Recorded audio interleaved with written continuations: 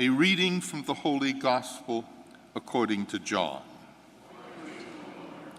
Jesus said to Nicodemus, "Just as Moses lifted up the serpent in the desert, so must the Son of Man be lifted up, so that everyone who believes in him may have life eternal. For God so loved the world that he gave his only Son, so that everyone who believes in him might not perish, but might have eternal life. For God did not send his Son into the world to condemn the world, but that the world might be saved through him. Whoever believes in him will not be condemned, but whoever does not believe has already been condemned, because he has not believed in the name of the only Son of God. And this is the verdict, that light came into the world, but people preferred darkness to light because their works were evil. For everyone who does wicked things hates the light and does not come toward the light, so that his works might be exposed. But whoever lives the truth comes to the light, so that his works may be clearly seen as done in God." The Gospel of the Lord. Praise to you, Lord Jesus Christ.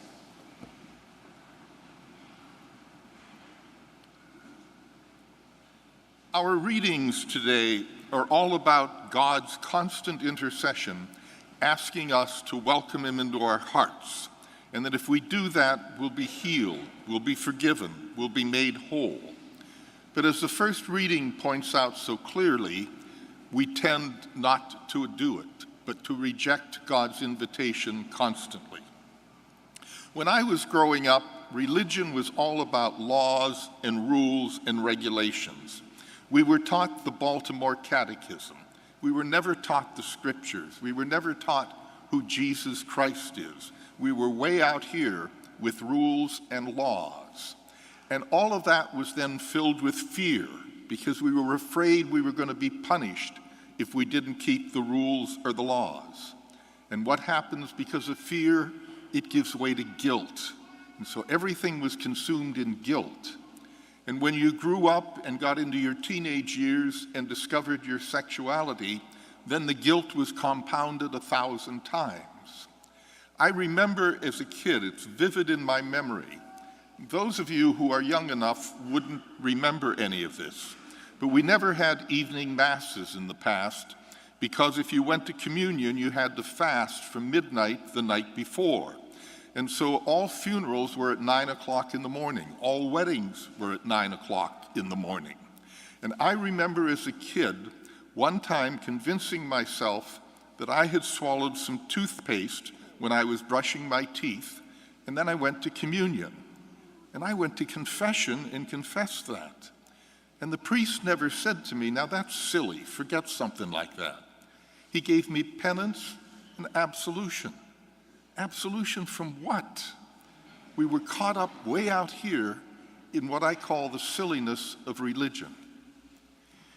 Erie was witness to a bizarre and unsettling murder earlier this week.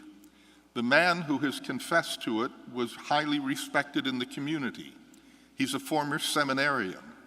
He was president of the Sarah Club, which is a group of professional people who work to promote vocations to the priesthood. He went to Mass an hour or so after he committed this heinous act.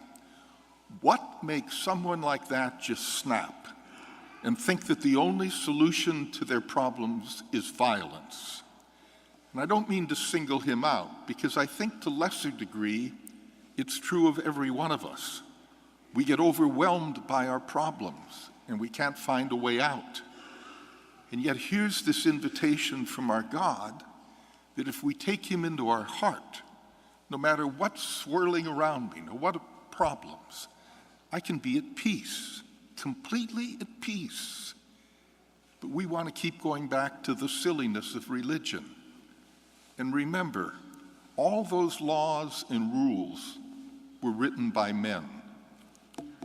This comes from God, and this is where I'll put my money. Amen.